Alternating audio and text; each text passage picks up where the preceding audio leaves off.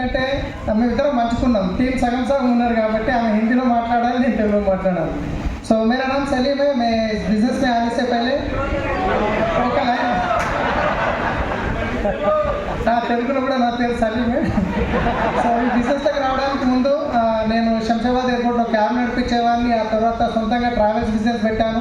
So ఇంతకుముందు వచ్చిన leader ప్రతి ఒక్కరు చూసారా, నేను ఇంతకుముందు 14 సంవత్సరాలు జాబ్ చేసిన, బైక్ గిట్ట చేంజ్ చేయలే. ఇన్ని సంవత్సరాలు నేను అది చేసినా అక్కడ ఏం చేయలేకపోయారు. నేను ఏం చేసినా తెలుసా, ఈ బిజినెస్లోకి రావడం ముందు ఏదైతే ట్రావెల్స్ బిజినెస్ చేసానో దాంట్లో 24 లక్షలు అప్పు చేసుకున్నాను. 24 లక్షలు మైనస్లోకి వెళ్ళిపోయి పరిస్థితి అయోమయంలో ఉండే, ఏం చేయాలో అర్థం కాని పరిస్థితి, అప్పుల బాధకి సూసైడ్ చేసుకున్న మన సిచ్యువేషన్ నుండి ఈ ఆపర్చునిటీ తీసుకున్న తర్వాత ఈ ఫస్ట్ అయితే నాకైతే నమ్మకం లేకుండండి. ఎవరికైనా కానీ ఫస్ట్ టైం వచ్చినప్పుడు ఏమైతే చెప్పాను, ఫస్ట్ టైం మీకు ఈ ఆపర్చునిటీ ఎవరైతే చెప్తారో నిజంగా ఇట్లకి డబ్బులు వస్తాయా, నిజమేనా, ఇది సబ్బులు పేస్ట్ చేంజ్ చేస్తే వస్తాయా, ఒక అనుమానం ఉంటుంది. అవునా కాదండి? ఈ అనుమానం ఉంటుంది. చాలామంది అనుమానంతో ఏమైతే ఆగిపోతారు. ఈ అనుమానం దాటినాక ఈ హడల్ డేంజర్. 3 హడల్స్ ఉంటాయండి దీంట్లో. ఫస్ట్ హడల్ ఏంటి? అనుమానం. ఎవరైనా చూడండి ఫస్ట్ అనుమానంతోనే వస్తారు. చెప్పగానే గంతేష్ నేను వచ్చి చేస్తాను. ఆ తర్వాత ఇట్లాంటి 2-3 మీటింగ్లకు వచ్చిన తర్వాత అనుమానం వెళ్ళిపోతుంది. ఇక ఏం లేదు, ఇక చేస్తా, ఇంతమంది చేస్తారు కదా నేను గిట్ట చేస్తా అని చెప్పేసి ఫైర్తో ఇట్లా డ్రీమ్ రాసి పెడతాం. ఇక చెప్పడానికి పోతాం.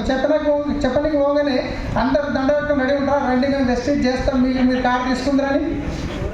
ఎవరు చెప్పిరో నీకు సబ్బు పేస్ట్ చేస్తే చేంజ్ చేస్తే డబ్బులు వస్తాయని.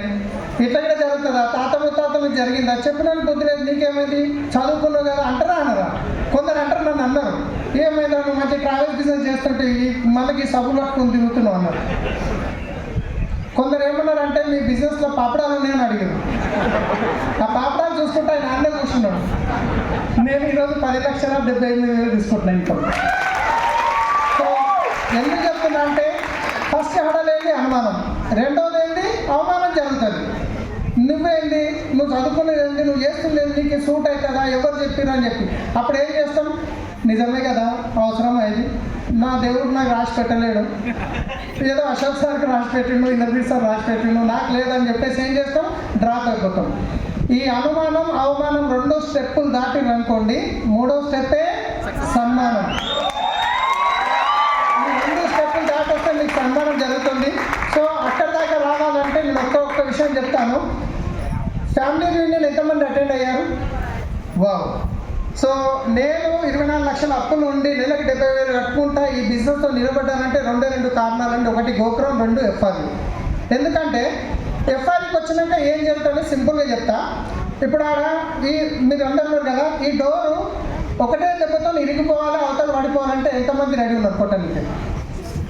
ఒక్కటే దెబ్బ ఇరిగిపోవాలంటే ఇప్పుడు ఆలోచిస్తారు, ఇరుగుతే బొక్క ఇరుగుతుందా, డోర్ ఇరుగుతుందా, మూల వచ్చుకుంటుందా, ఏమవుతుందా? అవునా కాదా? మీ లోపల ఇరగొట్టే పవర్ ఉంది, కానీ ఒక అనుమానం ఉంది, ఏమవుతుందో, ఏమన్నా ఇరిగిపోతే కష్టం లేకుంటే మళ్ళీ హాలు వచ్చి ఊకుంటారా, మళ్ళీ పైసలు కట్టిస్తారు.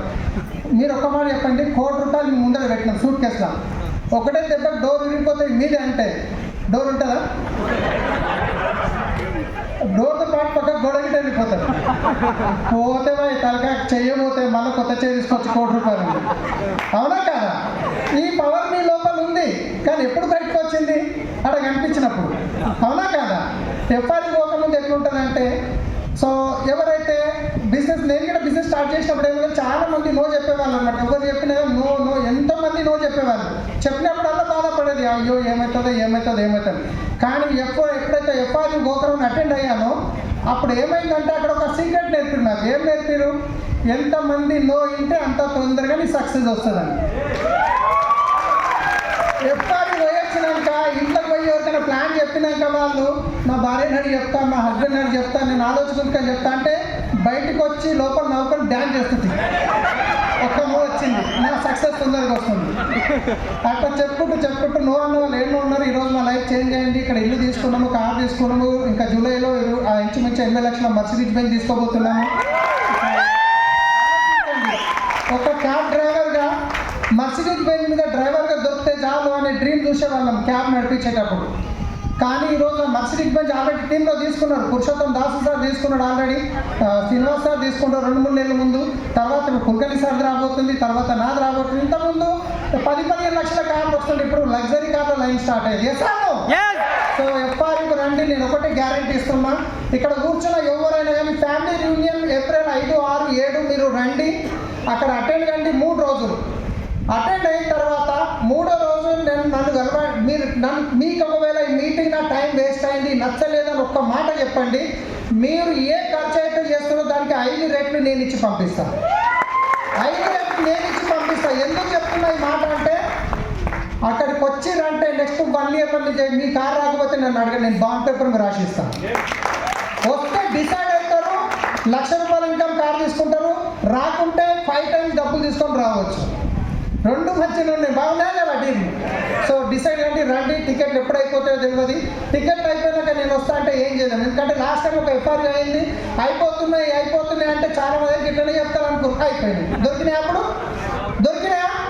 ఇప్పుడు అదే సిచ్యువేషన్ ఉంది. ఇప్పుడు మొత్తం ఇండియాకైనా వస్తారు, ఘానాకైనా వస్తారు, నేపాల్కైనా వస్తారు, బంగ్లాదేశ్ నుంచి వస్తారు, కేరళ నుంచి, బెంగళూరు, కర్ణాటక, ఒరిస్సా, మహారాష్ట్ర, పూణే, ఢిల్లీ, ముంబై అన్ని చోట్ల నుంచి ట్రైన్లు, బస్సులు బుక్ చేసుకొని వస్తారు. మీరు ఇంటి పక్కన పెట్టుకొని లేట్ చేయకండి, తొందరగా మీ టికెట్ బుక్ చేసుకోండి. ఓకేనా? Thank you. Wish back to me.